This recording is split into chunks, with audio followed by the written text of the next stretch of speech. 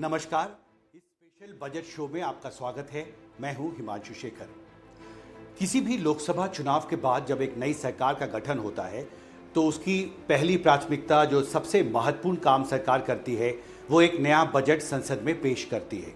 और ये बजट आमतौर पर बहुत महत्वपूर्ण माना जाता है क्योंकि इसमें नई चुनी हुई सरकार की क्या नई आर्थिक रणनीति होगी, नीति होगी, जो लॉन्ग टर्म चुनौतियां हैं अर्थव्यवस्था की, उससे निपटने के लिए सरकार ने क्या लॉन्ग टर्म स्ट्रैटेजी तैयार की है, आगे वो अगले 5 साल अर्थव्यवस्था को किस ओर ले जाने वाले हैं, इन सब का एक रिफ्लेक्शन, एक रोड मैप पहले बजट में दिखता है। और इस बार भी वित्त मंत्री निर्मला सीतारमण जो बजट पेश करने वाली हैं, उसको लेकर काफ़ी उत्सुकता है आम लोगों में भी, स्टेक होल्डर्स में भी, उद्योग जगत में भी, कि क्या इस बार वो कुछ नया पेश करने वाली हैं। इन सभी मुद्दों पर बात करने के लिए मेरे साथ हैं अर्थशास्त्री और टैक्स गुरु शरद कोहली।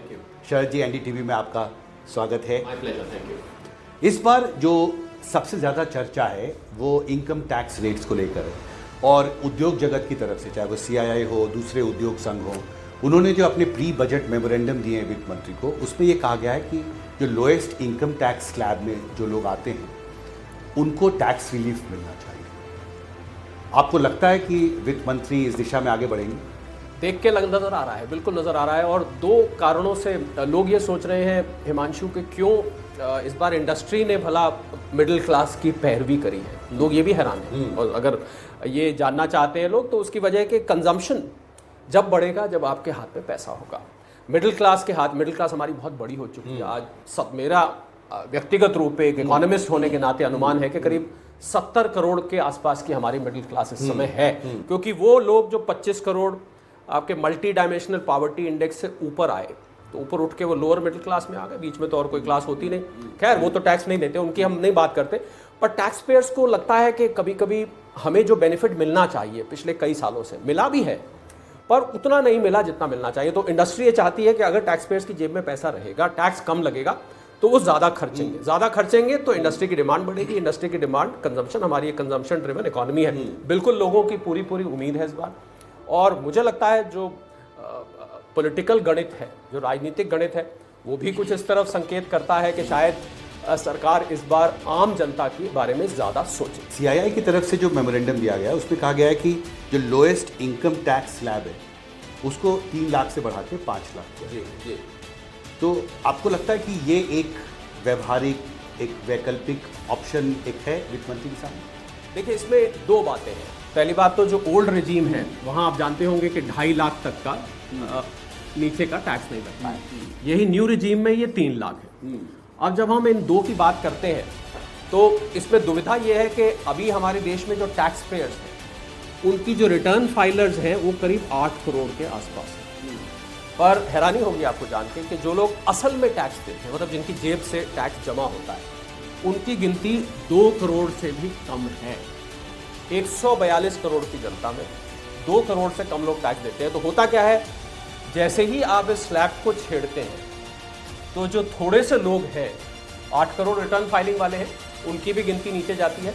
और ये दुविधा रहती है वित्त मंत्रालय के सामने। पर सच ये है कि मान लीजिए 2 करोड़ लोग भी टैक्स देते हैं तो ये लोग, इसमें बड़े टैक्स पेयर्स ज़्यादा हैं, छोटे टैक्स पेयर्स बहुत कम है। और उन छोटे टैक्स पेयर्स, मान लीजिए इसमें से 40-50 लाख निकल भी गए या 10 लाख निकल गए, तो मुझे नहीं लगता टैक्स कलेक्शन पे फर्क पड़ेगा। क्योंकि अंतर्राष्ट्रीय ट्रेंड ये बताता है कि जब जब आप टैक्स घटाते हैं तो over a period of time आपकी टैक्स कलेक्शन बढ़ती है, घटती नहीं है। ऐसा नजर आता है कि घटती है, पर क्योंकि ज़्यादा लोग उसमें शामिल हो जाते हैं, लोगों को उतना भारी नहीं पड़ता है, आपकी जेब कम हल्की होती है, तो जो लोग टैक्स नहीं भी देते हैं उनको भी आगे आने में संकोच नहीं होता है। ऐसा अंतर्राष्ट्रीय स्तर पर देखा गया है। अगर आप इन 8 करोड़ टैक्स फाइलर्स की बात करें तो 8 करोड़ टैक्स फाइलर्स में मान लीजिए एक परिवार में 5 लोग हैं, तो करीब 40 करोड़ परिवार ऐसे हैं जिनके यहाँ से इनकम टैक्स रिटर्न फाइल होती है। मैं एक बहुत जनरल आपके सामने तस्वीर रख रहा हूँ।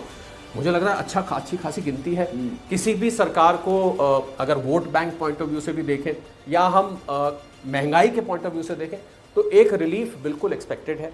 और ये रिलीफ मुझे लगता है जनता में सही संदेश भेजेगा कि सरकार वाकई में मिडिल क्लास के बारे में सोचती है। क्योंकि थोड़ा सा मिडिल क्लास को कभी कभी ये लग रहा है कि हमारे ऊपर उतना ध्यान नहीं दिया, या तो गरीबों को ध्यान दिया जाता है, दिया जाना भी चाहिए, इसमें किसान हो गए, गरीब लोग हो गए, GYAN जो प्रधानमंत्री जी ने बोला था, या फिर जो अपर क्लास के ऊपर आप पता ही है विपक्ष की तरफ से निरंतर आयोग लगता है कि ये तो सरकार खाली अमीरों के लिए है।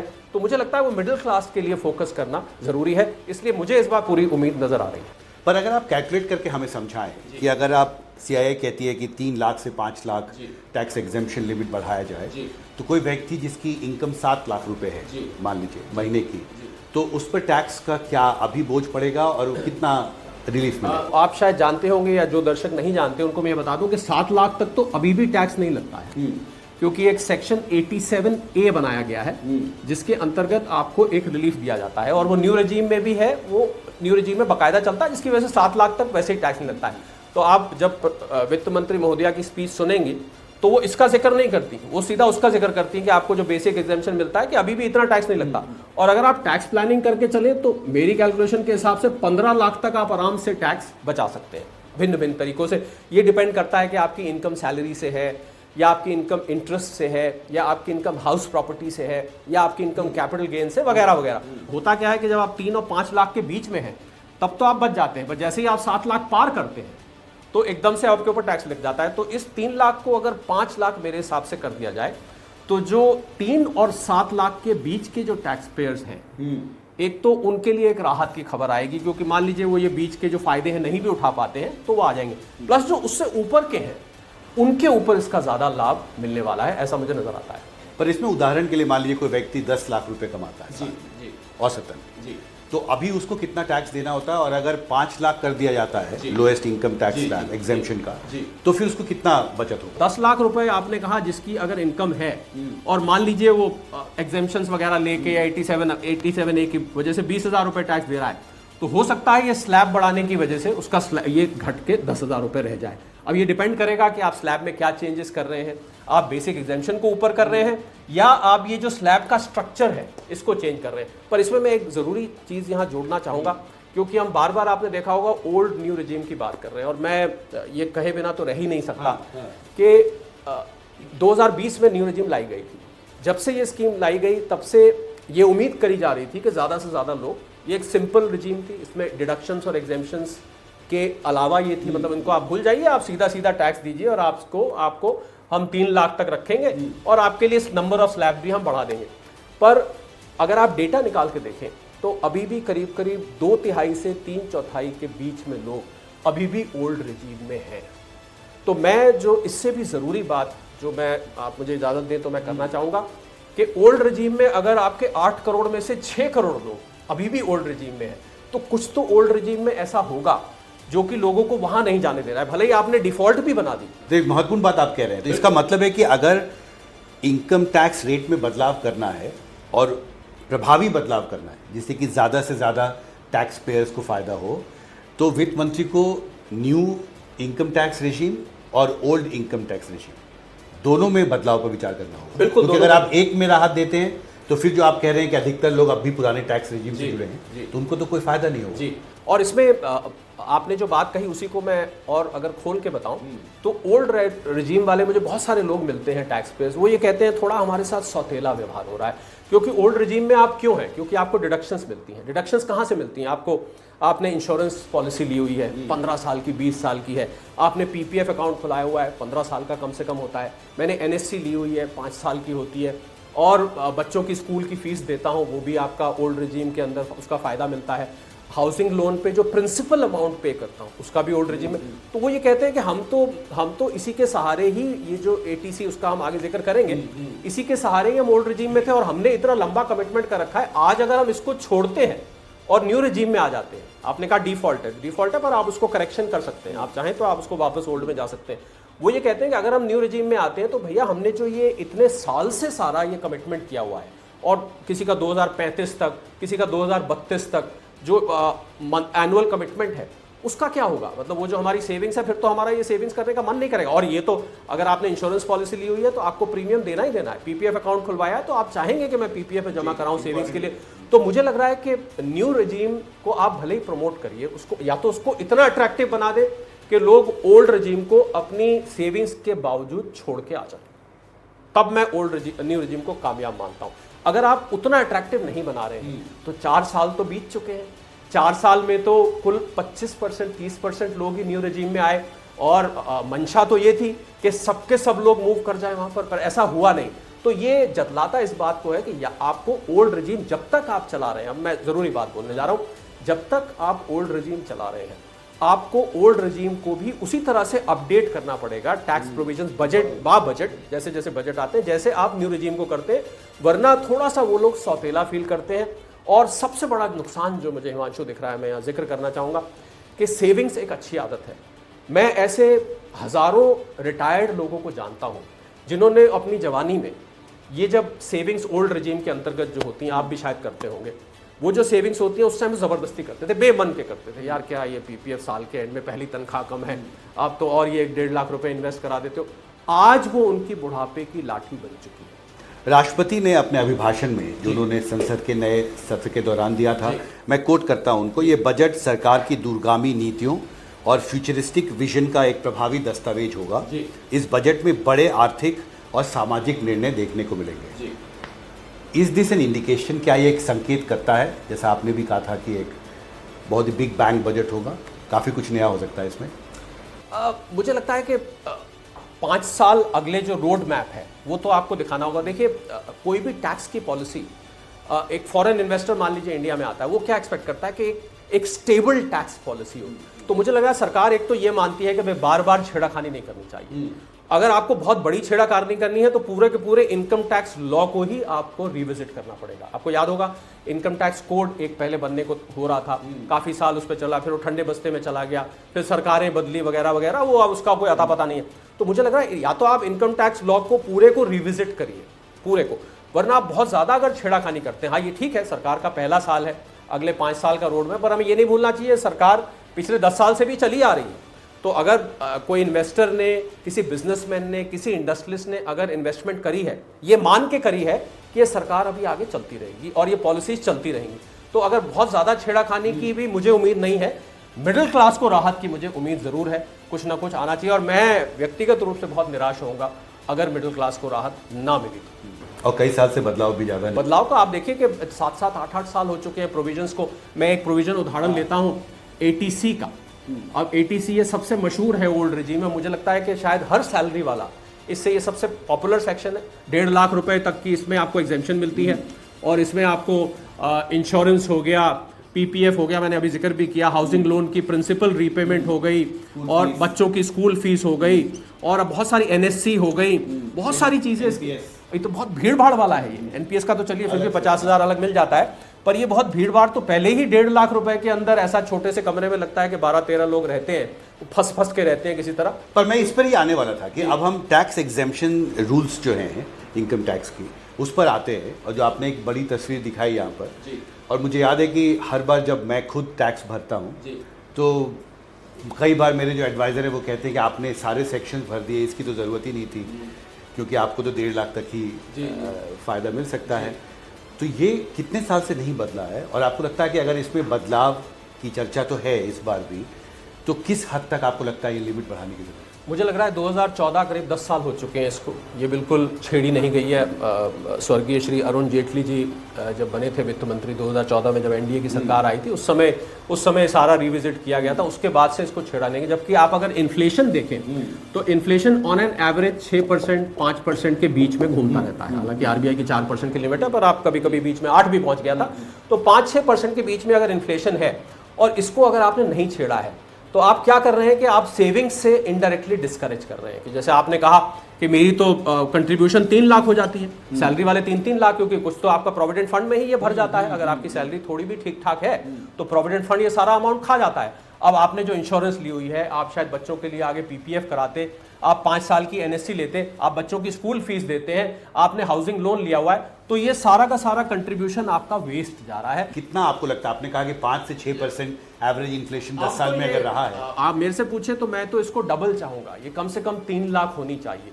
और यही मैं कह रहा था कि जब तक ये चल रही है इसके साथ सौतेला व्यवहार नहीं होना चाहिए। टैक्स पेयर्स का ऐसा कहना है कि भाई हमें ओल्ड रेजिम में हम फंसे हुए हैं और आप एग्जेम्पशन भी नहीं दे रहे। पर आपको लगता है कि इसका एक मल्टीप्लायर इफेक्ट भी होगा? क्योंकि ये जो सेविंग्स हम करते हैं, तो जो कंपनीज हैं जिनसे हम इंश्योरेंस पॉलिसीज लेते हैं या पीपीएफ में पैसा जमा करते हैं, तो इन संस्थाओं के पास भी जो फंड बेस है वो बढ़ता है। बिल्कुल, पीपीएफ तो सीधा सरकार के पास जाता है, एनएससी सीधा सरकार के पास जाती है। आपका जो बजट में जो सरकार की फंडिंग होती है उसमें इनका जो स्मॉल सेविंग स्कीम्स का बहुत बड़ा रोल रहता है। इंश्योरेंस कंपनीज में हज़ारों आदमी काम करते हैं, उनका काम चलता है।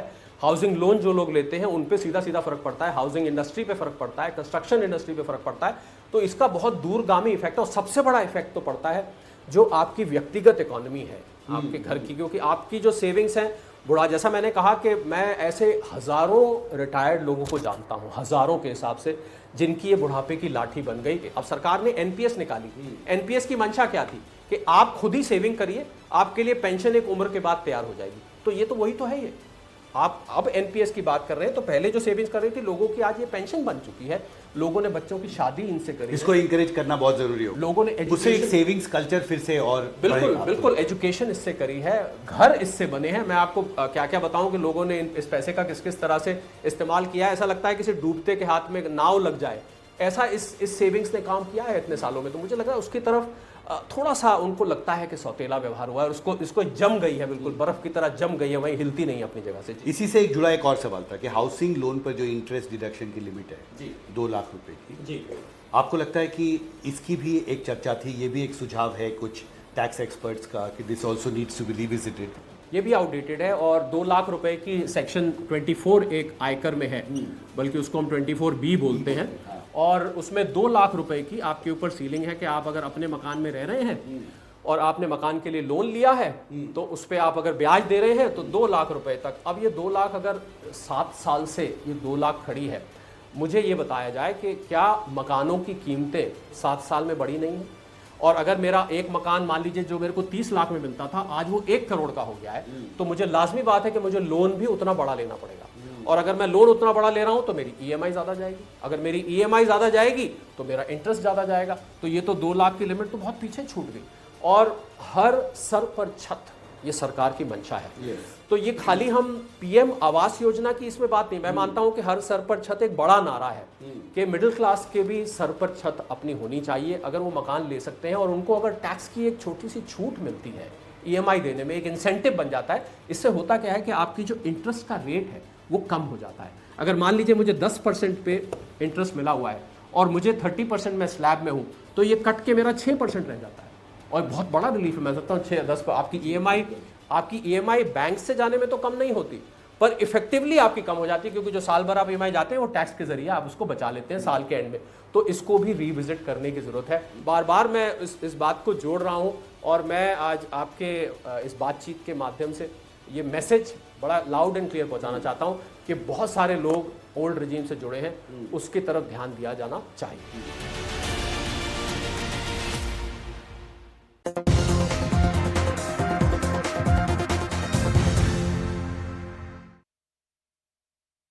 बजट से उम्मीद है बहुत महंगाई बढ़ गया है, सरकार को थोड़ा इस पे देखना चाहिए। गैस भी बहुत दाम बढ़ गया है, पेट्रोल का दाम बढ़ गया है, उससे हम लोग को बहुत प्रॉब्लम हो रहा है। खाने तेल का भी दाम बढ़ चुका है, हर चीज़ का तो दाम ही बढ़ गया है। इससे रसोई का भी बजट बिगड़ जाता है, हर कुछ सोच समझ के करना पड़ता है हम लोग को।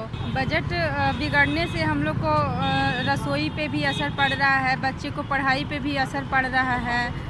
हम लोग बहुत परेशान हो गए हैं। मिडिल फैमिली के लोग इसको नहीं कर पा रहे हैं। बचत आप कर पा रही हैं, सेविंग कर पा रही हैं? सेविंग नहीं हो पाता है, बहुत कम, इससे घर नहीं चल पा रहा है। कोई उम्मीद नहीं रखते हैं सर, बजट में कुछ भारी बढ़ने वाला, कुछ टैक्सेस बढ़ेगा और तो कुछ रिलीफ मिलना नहीं है मिडिल क्लास को। सरकार से क्या उम्मीद रखते हैं? Sir middle class tax relief का उम्मीद करता है, लेकिन आपको लगता है कि होने वाला है? आज तक हुआ है? हम तो चाहते हैं इनकम टैक्स का स्लैब बढ़ जाए, जीएसटी रेट घट जाए, कुछ होने वाला है क्या? बजट से तो हम लोग जो जैसे प्रीवियस ईयर से देख रहे हैं वैसा ही लगता है, लेकिन हम लोग को नहीं लगता है कि मिडिल क्लास को कुछ रिलीफ मिलेगी। जैसा कि जीएसटी का भी हर कुछ चीज़ का जो कंपलसरी है उसमें थोड़ा सा कम होना चाहिए। इंश्योरेंस पर जो है हमारा जीएसटी लग रहा है उसका कम होना चाहिए, ये भारी पड़ रहा है। इंश्योरेंस का प्रीमियम चाहे LIC हो चाहे GIC हो, किसी का भी जो है जीएसटी नहीं लगना चाहिए। जो कंपलसरी जो नीड है, इसेंशियल है, उस पर थोड़ा सा कम होना चाहिए। देखिए, बजट तो हर किसी का उम्मीद होता है। हम आम नागरिक के लिए सबसे पहला होता है कि हमारे शिक्षा में जो हमारे बच्चे आज पढ़ रहे हैं, जिस तरह से प्राइवेट स्कूल्स में फीस को लेकर के, किताबों को लेकर के एक शिक्षा के सुधार में करना चाहिए। दूसरा कि हमारा जो स्वास्थ्य का जो दिशा है उसमें सुधार करने के लिए इस बजट में कुछ ऐसा प्रावधान निकाला जाए जिससे आम लोगों तक राहत मिल सके। महंगाई तो घटनी चाहिए, सभी लोग अफोर्ड नहीं कर सकते हैं उसको, और जब बाज़ार में सामान बिकते हैं तो सभी तरह के आदमी खरीदते हैं, चाहे ज़्यादा पैसे वाले हो कम पैसे वाले हो, लेकिन भाव उसी सबको एक समान मिलता है। तो कम पैसे वाले उसमें ज़्यादा पीसे जाते हैं। सर, महंगाई से तो बहुत असर है, हम लोग तो बहुत परेशान हैं। मजबूरी में 3-3 बच्चे को मोटरसाइकिल से ढोना पड़ता है, स्कूल का फी देते देते परेशान हैं, भोजन के लिए भी थोड़ा सा परेशानी है। पहले तो हम लोग बहुत, जब महंगाई कम थी तो परेशानी थोड़ा कम था, अभी कुछ ज़्यादा परेशानी हो गया है। बजट से यही उम्मीद है, जब सबसे पहले तो महंगाई पर नियंत्रण होना चाहिए, नंबर 1, और नंबर 2 में बेरोजगारी दूर होना चाहिए, जनसंख्या पर नियंत्रण होना चाहिए, तब ये बेरोजगारी दूर होगा।